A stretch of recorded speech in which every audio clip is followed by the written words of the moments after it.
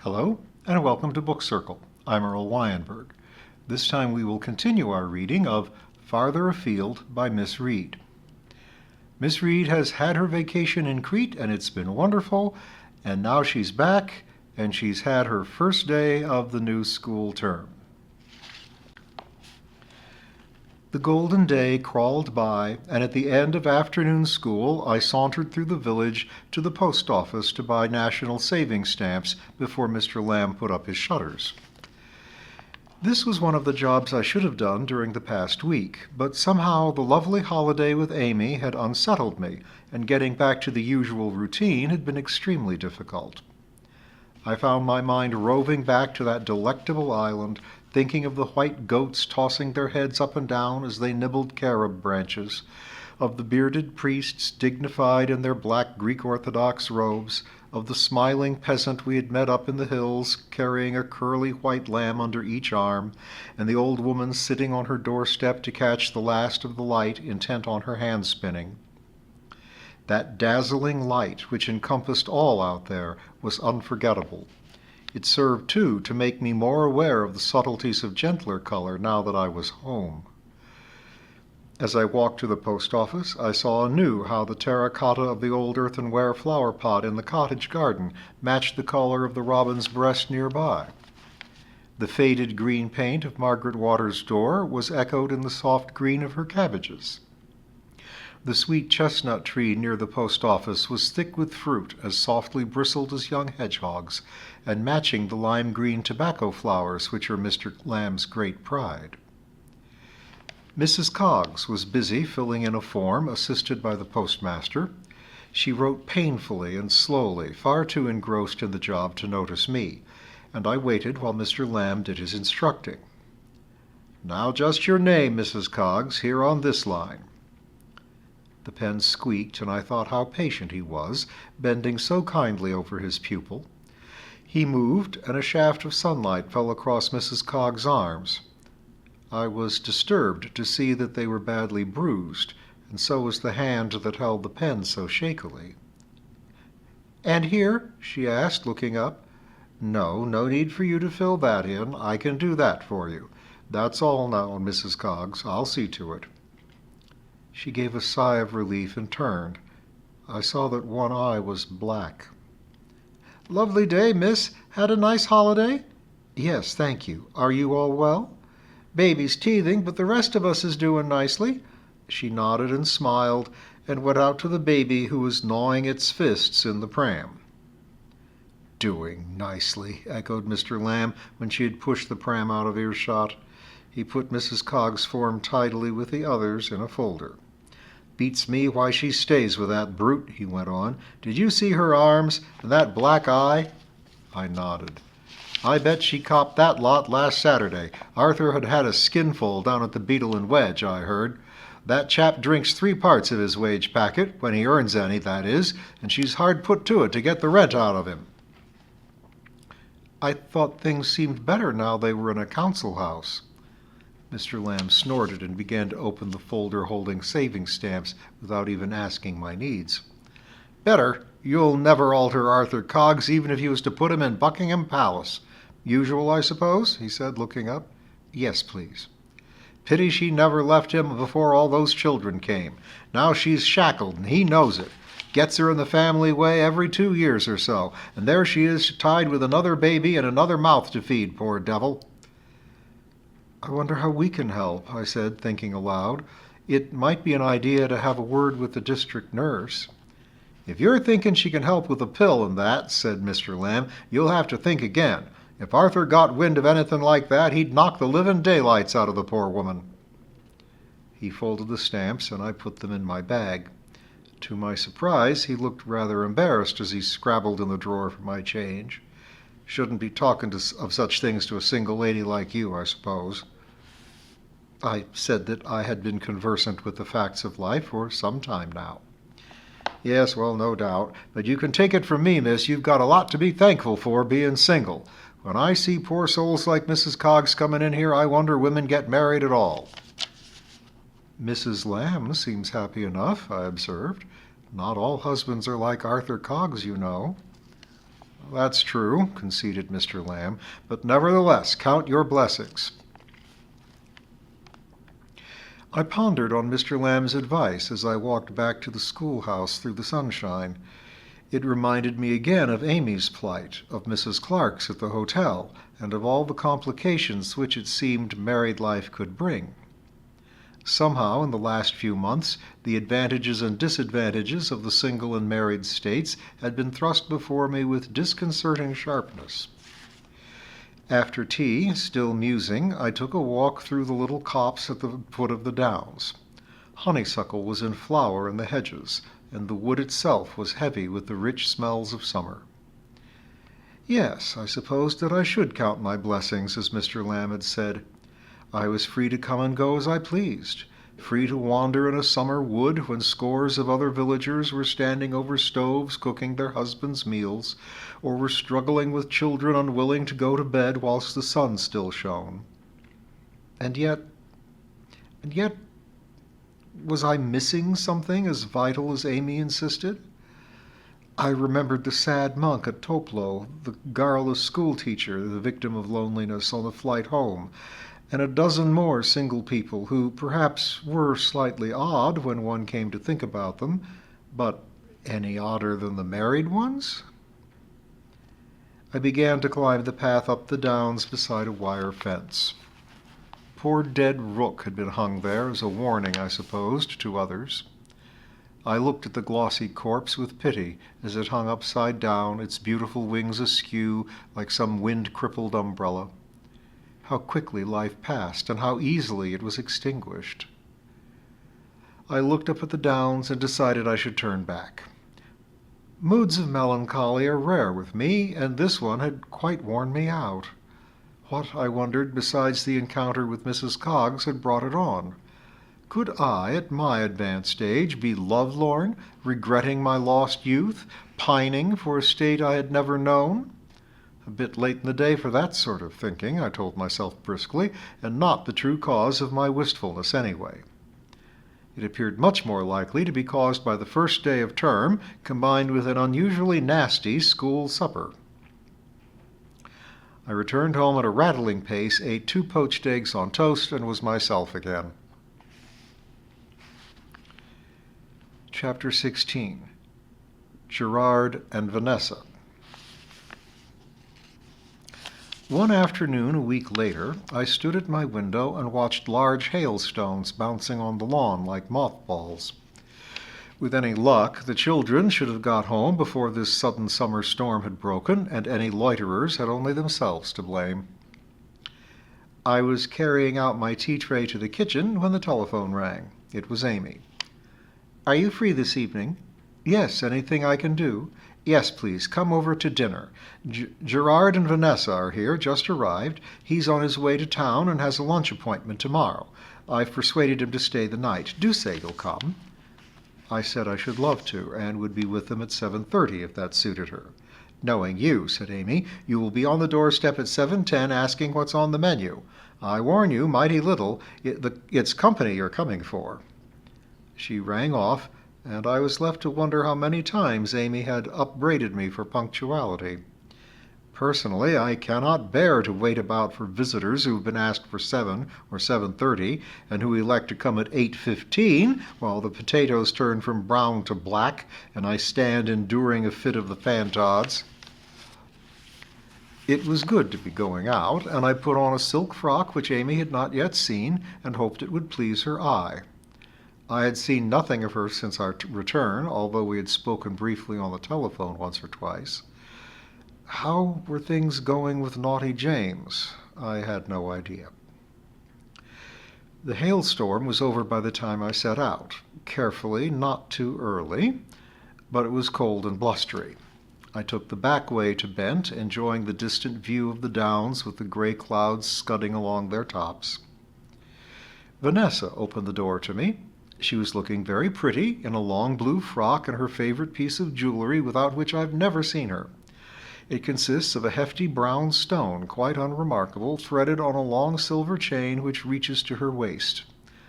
I have nicer-looking pebbles in the gravel of my garden path, but obviously Vanessa sets great store by this ornament, and one can only suppose that she has sentimental reasons for wearing it. "Lovely to see you again," she said, kissing my cheek, much to my surprise. "Come and see Gerard. He brought me down, and I've some leave due to me, and Aunt Amy said I could come here for a few days." Gerard was as pink and cheerful as ever. "Doesn't he look well?" commented Amy. "I'm so glad he's staying the night. He's meeting his publisher tomorrow. It sounds important, doesn't it?" "It is to me," said Gerard. "They're suggesting that I attempt another book. We're meeting to see how the land lies." "But what about the Scottish poets?" I asked. "Ticking over nicely. I should get them done within a month or so." We talked of this and that over our drinks, and I had to give him the latest news of Fairacre, with particular reference to Mr. Willett and our local poet Aloysius Stone, now long dead but not forgotten in the parish. Over dinner, Amy told him about Crete, with many interruptions from me. The black silk scarf had been received by Vanessa with expressions of joy, and, what's more, with an offer to pay for it, which had taken Amy completely off guard. "Of course I couldn't possibly allow it," she said to me privately afterwards, "but I was very much touched by the offer. I must say Eileen's brought her up very well." As always, Amy's scratch meal turned out to be far more sophisticated and enjoyable than one had been led to expect. After avocado pears stuffed with shrimps, we had a beef casserole and then fruit salad. I sat enjoying the fruit and thinking idly how typical it was of Amy to be able to produce avocado pears, not to mention everything else, at an hour or so's notice. "This sliced banana," said Vanessa dreamily, "lying on my plate, is wizened to the likeness of a cat's anus." "Really!" exclaimed Amy, putting down her spoon with a clatter. "Oh, it's only a quotation," explained Vanessa, becoming conscious of our startled gaze upon her. "One of our waiters is a poet, and he wrote it." "Well, I don't think he should be quoted at table, if that's typical of his work," said Amy severely. "He's really terribly gifted. He's had a book of poems published. I meant to tell you, Gerard dear, you may be able to help him. He paid £300, he told me, to have them printed." "More fool him," said Gerard. "But couldn't you put in a word for him tomorrow when you meet your publisher?" "I have more respect for my publisher than to lumber him with that sort of twaddle. I should say your waiter friend wants definite discouragement." "He's a very good waiter." "Then let him stick to his last," advised Gerard. "A good waiter's more use in the world than a poor poet." Vanessa sighed. "I asked Angus if he could help. His father runs a Scottish evening paper, but they don't print poetry," he said. Angus has tact. "And Ian Murray, too, but he was no help. In fact, he used a terrible Scotch word about my poor little poet. I didn't quite understand it, and he refused to explain. Ian Murray has been properly brought up. And as for Andrew Elphinstone Kerr, he simply roared his head off." "Do all your friends have such very Scotch names?" inquired Amy. Vanessa's blue eyes opened very wide. "Well, they do live in Scotland, Aunt Amy, and were born and bred there, so it's hardly surprising, is it? Apart from being so horrid to my waiter," she added, "I love them all." "I'm glad to hear you've made so many friends," said Amy. "We were interested to hear you had met Hattie May. How is she?" "Quite spry, really, considering she's so old." "So old?" we echoed in unison. "What nonsense," said Amy. "She's only a year or two older than I am." "I'm sorry," began Vanessa. "I forgot that you used to see her." "We've never missed one of her shows," I said. "They're reviving one," said Gerard. "In fact, Miss May is in town at the moment for the first night. There's to be a party afterwards." "And Gerard's been invited," said Vanessa. "Only because she heard I would be in town," he explained. "I knew her husband years ago, and then we met in Scotland at Vanessa's hotel." "You'll have a super time," Vanessa enthused. "I hope your evening clothes are up to the occasion." "I shall do my best to appear respectable," Gerard assured her. "Come and have coffee," said Amy, leading the way to the drawing-room. "Would you like a tot of rum with it, Gerard?" "Nothing I'd like more," he replied. Amy began clashing bottles in the cupboard. "I'm so sorry, there doesn't appear to be any, and I was so looking forward to some myself. James usually keeps his eye on the drinks. Have whiskey instead?" "Let me run to the local," said Gerard, "and get you some rum. It would do me a world of good to get 5 minutes' exercise." After polite expostulations on Amy's side, he had his way and set off accompanied by Vanessa. The coffee percolator belched and burped companionably on the side table as we waited. "I wonder," said Amy, sounding unusually wistful, "whether anything will ever come of this affair. She seems so fond of Gerard." "She's also fond of half the eligible males in Scotland, as far as we can gather. That's the pity of it. I really think that Gerard should realize she won't hang about forever. If he is really serious, I'm sure he should tell her so. Perhaps I could have a word with him, tactfully, of course." "Amy," I begged her, "say nothing. They are both old enough to know what they are doing, and you will only cause everyone, including yourself, a great deal of embarrassment." "Perhaps you're right," said Amy doubtfully. "He's such a dear man, and it's time he was married. He'll start getting cranky if he waits much longer." "Gerard," I said stiffly, "is younger than I am." "That's what I mean," replied Amy. I was saved the necessity of answering by the arrival of Gerard, Vanessa, and a large bottle of rum. And I was relieved to find that the rest of the evening passed without any reference to matrimony.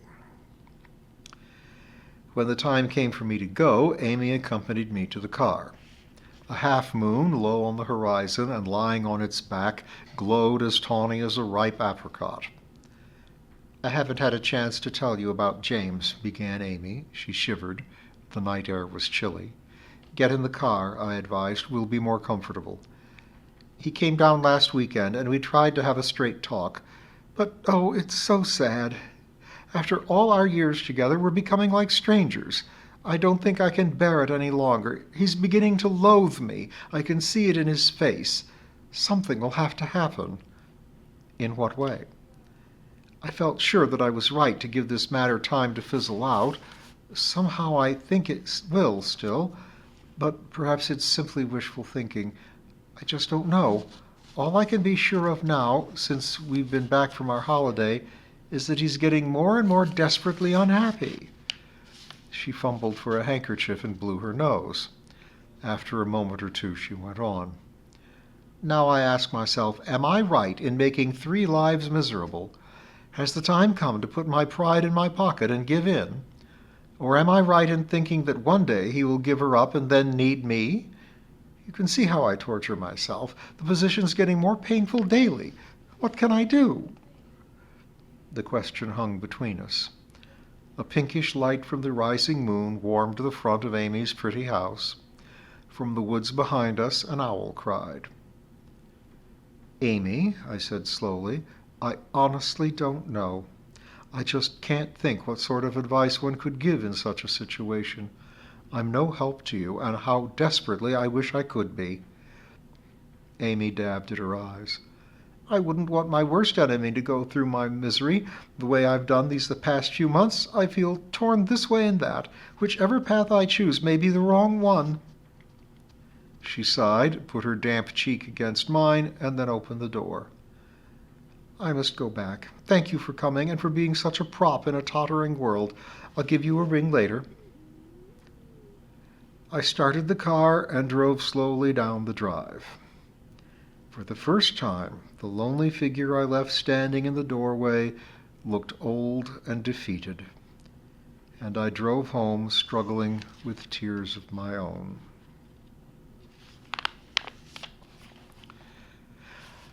Soon after this evening with Amy, I had to keep an appointment at Caxley Hospital. This was to check that the broken arm was in good trim, and as I could do practically everything with it, I had no doubt that I should be paying my last visit there. The time of the appointment was 3:30 on a Wednesday afternoon, which meant that I should have to leave school at 3, no doubt arriving at the hospital waiting room to find a score of other unfortunates called imperiously at exactly the same time. I explained to my class that they must work on their own for the last half hour or so, that Miss Edwards would leave the partition door ajar between the two rooms and would keep an eye on them. They knew, of course, that I was off to hospital, and were suitably impressed, not to say ghoulish, about it. "Will they have to break it again? They did my dad's to reset it." "I sincerely hope not." "Will you be put to bed?" "Good heavens, no." "Will you come to school tomorrow?" "Of course. Now stop fussing and get on with your work." Reluctantly, they took up their pens again. After play, the new child, Derek, distributed boxes of crayons and enormous sheets of paper. "You can draw a picture," I told them, "about any episode in history that you like." This, I felt, should provide plenty of scope for the boys, who would settle, no doubt, for scenes of warfare involving a great many human figures in various attitudes, both upright and prone, and for the girls, who would probably decide to illustrate such events as Queen Victoria hearing of her accession, or Henry VIII meeting one of his wives and needing a good deal of detailed work on the costumes. Such subjects should keep them busily scribbling until the end of school. But, for good measure, I wrote my old friend Constantinople on the blackboard and supplied an extra piece of paper to be folded longwise into fours for lists of words to be made from that trusty standby. "And you are to work quietly," I said, "and be a good example to the infants." They assumed unnatural expressions of virtue and trustworthiness, and I bade them farewell, said goodbye to the infants' teacher, and set off. And we'll follow Miss Reed to the hospital for her final medical exam on the broken arm next time.